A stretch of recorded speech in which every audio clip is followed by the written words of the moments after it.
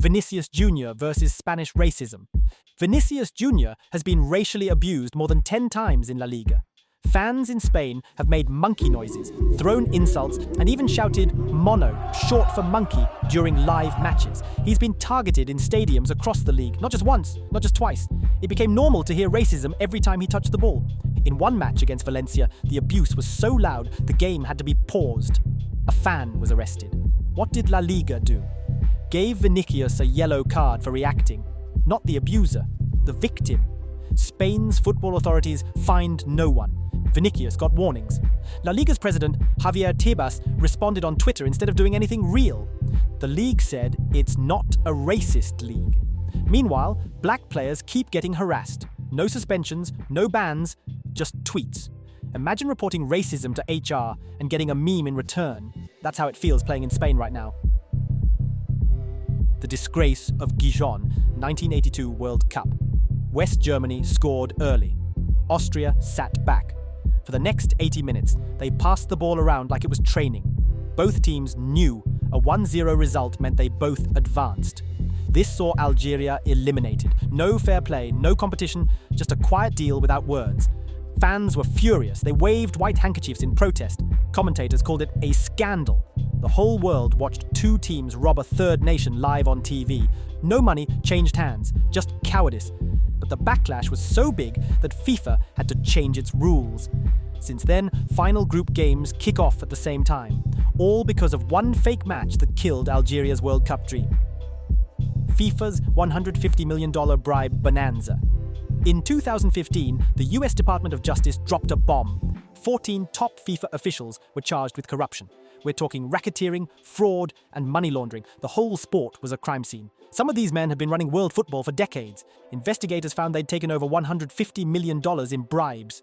TV rights, sold to friends, World Cup bids, bought with envelopes, even youth tournaments were rigged.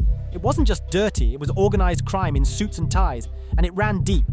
One official was caught with luxury watches, another with cash in fake book covers. Turns out FIFA wasn't running a football league. They were playing Ultimate Team, but with real money and actual countries.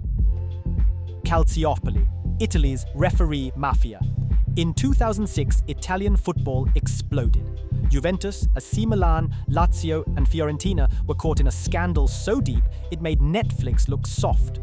Wiretaps revealed club executives literally picking which referees they wanted for their matches. Juventus lost 2 league titles. They were relegated to Serie B. The man behind it all? Luciano Moggi. He acted like a don, controlling refs, match officials, even journalists. He wasn't subtle, he just made calls and got what he wanted. When asked, he said, "We don't fix matches, we just guide the referees." Italy won the World Cup that year. Their league was burning down and their national team lifted the trophy. The irony? Beautiful and disgusting at the same time. Maradona's hand of God.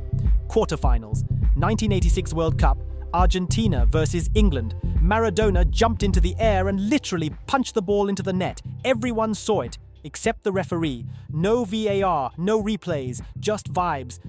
After the game, Maradona said, "A little with the head of Maradona, a little with the hand of God." England was furious. Argentina laughed all the way to the final. That goal, still one of the most replayed in football history. And God gave him height. Maradona gave himself a goal. Imagine scoring with your hand and still getting a documentary made about it. That's when you know football doesn't care about rules, it cares about chaos.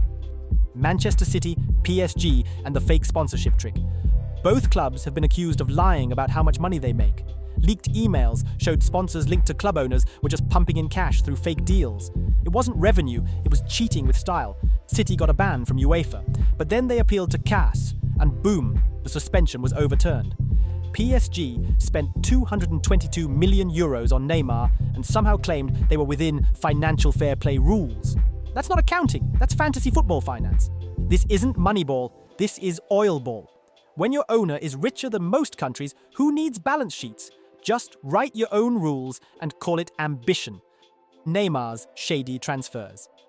In 2013, Barcelona told the world Neymar cost €57 million. The truth? Closer to €86 million, secret payments, bonus fees, third-party ownership. Even the Spanish court got involved. It was less of a transfer and more of a bank heist. In 2017, PSG activated Neymar's release clause, a whopping 222 million euros, highest ever, paid in full. One signature and La Liga lost its biggest star overnight. The whole deal was designed to dodge financial limits. His dad, Neymar Sr., reportedly earned tens of millions just for negotiating. If football doesn't work out, you better hope your dad's a businessman or a magician. England's Euro 2020 racist fallout. England reached the final, then came the penalties. Rashford, Sancho, and Saka missed. Guess what? They're all black. Within hours, racist abuse flooded the internet. Over 600 reports. 11 people were arrested, but the damage was already done. Murals of the players were vandalized. Messages of support only came after people got angry. The players weren't just blamed for losing, they were attacked for existing. The same fans who cheered them days before turned the moment they missed. In England, you're a national hero until you miss a penalty. Then you're a target, literally. The ball went wide and the racism came straight. K-League match-fixing mayhem, 2011. In South Korea, over 50 players and coaches were caught in a massive match-fixing scandal. Gambling syndicates bribed them to lose games. Some took cash, some took favors. All of them sold the sport out. One player was found dead. Officially, suicide. Unofficially, a football system that failed him. The league was shattered. Fans stopped trusting results. Sponsors pulled out. The game lost its soul. The scandal was so big, even FIFA raised an eyebrow. And they rarely do that unless there's gold involved. South Korea had to rebuild its entire league from scratch. That's how deep the rot went. Vincent Kompany calls out the suits. Kompany didn't hold back. He said what everyone knew.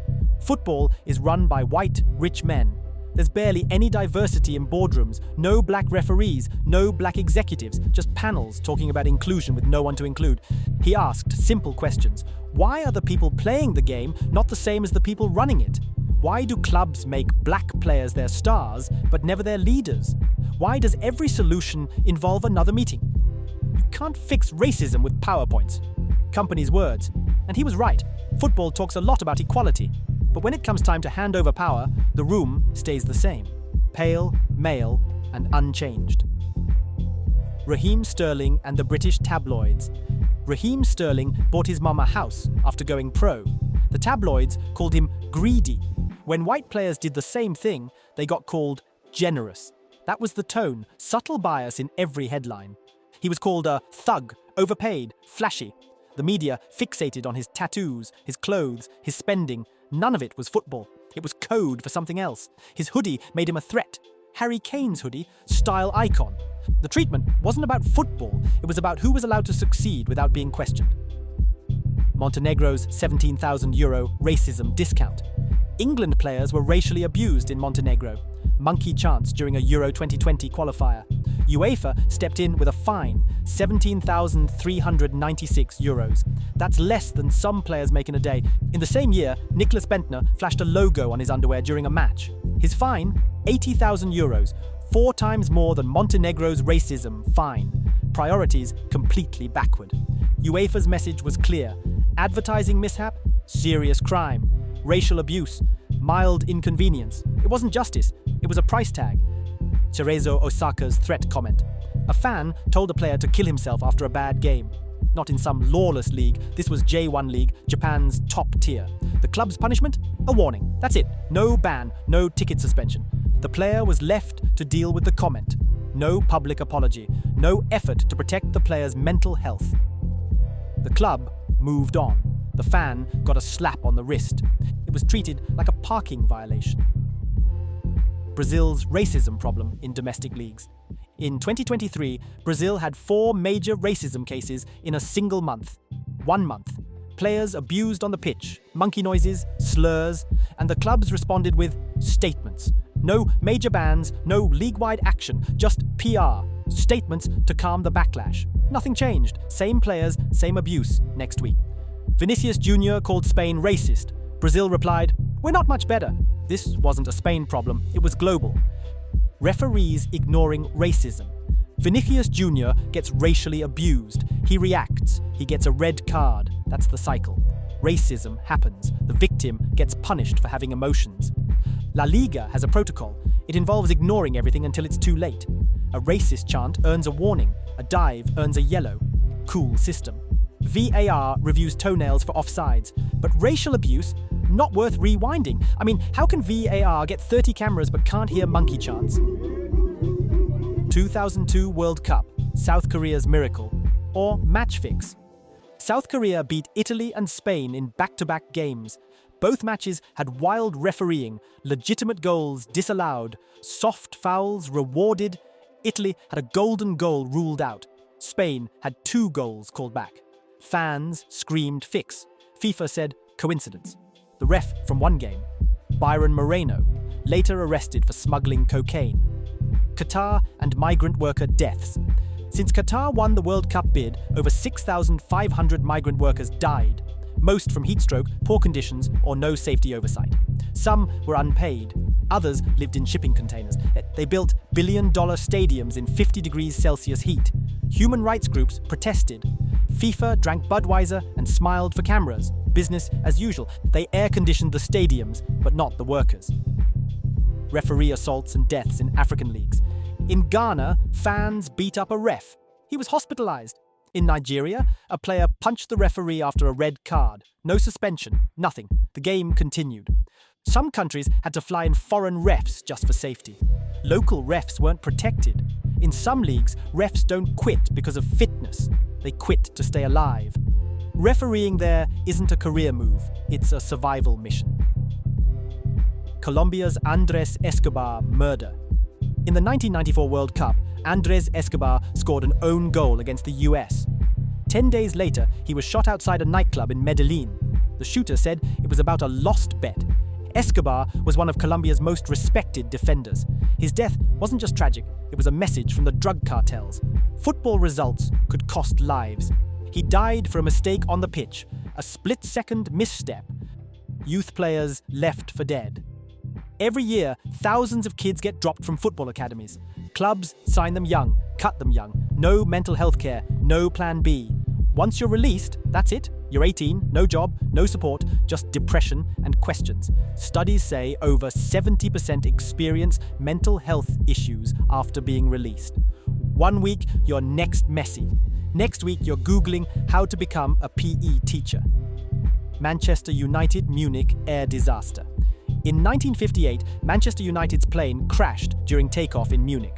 23 people died. 8 were players. The team was young, talented, known as the Busby Babes. 1 minute, they were flying back from a European Cup match. The next, it was wreckage on a frozen runway. Duncan Edwards was only 21. He died in hospital days later. Others, like Bobby Charlton, survived, but carried the trauma for life. United lost half its team. The rebuild took years.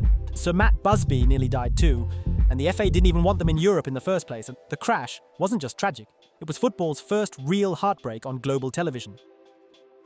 Demba Ba's leg snap. In 2016, Demba Ba broke his leg in a Chinese Super League match. And not a clean break. His shin bent sideways like a rubber toy. It was a freak challenge, innocent, accidental, but gruesome. You didn't need replay. One look and the stadium went silent. His leg literally snapped in half, bones sticking out. Teammates turned away. The ref almost vomited. He was 31, top scorer, and never really came back the same. It wasn't just a break, it ended his career at the top. And people still talk about Eduardo or Ramsey, but Demba Ba's break. That was the one that broke TVs too. You could hear the snap over the crowd mic. Christian Eriksen collapses at Euro 2020. Christian Eriksen collapsed on live TV during Denmark versus Finland. No contact, no foul, just dropped face first into the grass. It wasn't a dive, it was cardiac arrest. His heart literally stopped beating. The medics sprinted in, his teammates made a wall around him, cameras zoomed in, fans were crying in the stands. Everyone thought they'd just watched someone die on the pitch. For 15 minutes, the game didn't matter. He survived, got a defibrillator implanted, came back. But UEFA still made Denmark finish the game that day. Imagine nearly losing your best friend, then being told to go play 70 more minutes. Stadium fall in Argentina. In 2023, a River Plate fan fell from the upper tier at El Monumental. He died instantly. The game was stopped. Fans panicked. No one knew what happened at first, just chaos in the stands. Turns out there was no railing where he fell. The club said he wasn't pushed, police ruled it an accident, but fans had complained about that part of the stadium for years. No action, no safety upgrade. So yeah, River built a fortress, packed 80,000 in, but couldn't put up a barrier. The game resumed hours later, because football doesn't stop, not even for a body in the stands. If this made you feel something, anger, sadness, or even hope, then don't scroll away. Subscribe to the channel to keep the spotlight on football's darkest truths.